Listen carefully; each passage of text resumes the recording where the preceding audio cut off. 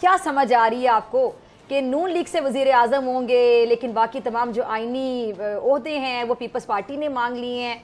ये बड़ा smart move है पीपल्स पार्टी की जानिब से, आप कैसे देखते हैं?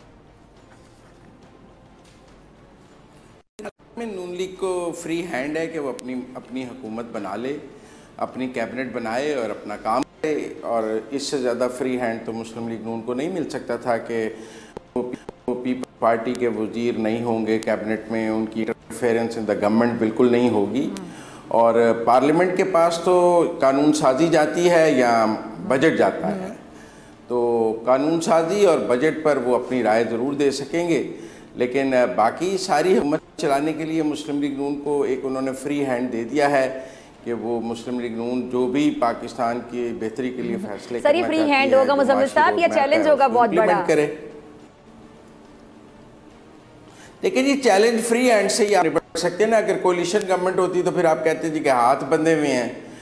अब इससे बेहतर उनको, अगर उनके अंदर कोई परफॉर्म करने की सलाहियत है तो मेरे ख्याल में बेहतरीन लेवल प्लेइंग फील्ड दे दी गई है कि जी उनका पीपल्स पार्टी का उनसे बोझ उतार दिया गया है। और जो ये कहा जा रहा था कि कोलिशन में काम नहीं हो सकता, कोलिशन में बड़े प्रॉब्लम जाते हैं और कारकर्दगी की बुरी होने की सबसे बड़ी वजह ही कोलिशन है, तो मेरे ख्याल में वो बड़ी वजह भी ख़त्म हो गई। अब कल को मुस्लिम लीग नून ये नहीं कह सकती कि हम इसलिए परफॉर्म नहीं कर सके और हम उसलिए परफॉर्म नहीं कर सके।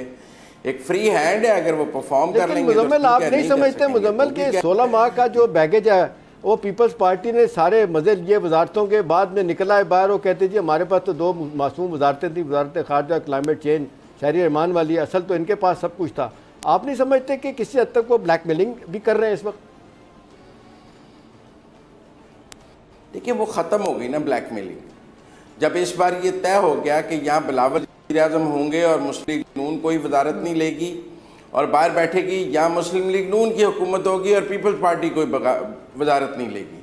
ये फार्मूला तो दोनों मीटिंग्स में तय हो गया था और पीपल्स पार्टी को कन्वे कर दिया गया था कि अगर बिलावल वज़ीर आज़म बनना चाहती हैं तो मुस्लिम लीग नून कोई हुकूमती ओहदा नहीं लेगी। एक ये भी समझ आ रही थी कि ये पीपल्स पार्टी और आज़ाद उम्मीदवार भी मिलकर हुकूमत बना सकते थे। तो ये जो बिलावल इलेक्शन कैंपेन थी, जी बिलावल की जो इलेक्शन कैंपेन थी और जो उनका सारा नैरेटिव था, उसके बाद दोनों जमातें इस पोजीशन में तो नहीं थी कि एक कैबिनेट में बैठ जाती हैं। बिलावल के लिए शहबाज शरीफ की कैबिनेट में बैठना मुमकिन नहीं था और मुस्लिम लीग नून के ख्वाजा आसफ, एहसन इकबाल और इसहाक डार और सबके लिए बिलावल की कैबिनेट में बैठना मुमकिन नहीं था। तो ये दोनों एक दूसरे की कैबिनेट में तो इस इलेक्शन मुहिम के बाद नहीं बैठ सकते थे। ठीक है, लिहाजा एक नई कैबिनेट बनानी थी, यहाँ बिलावल बना लेते। तो सर फिर वज़ीर आज़म किसको देखते हैं आप नून लीग में से, शहबाज शरीफ साहब को या फिर नवाज शरीफ साहब?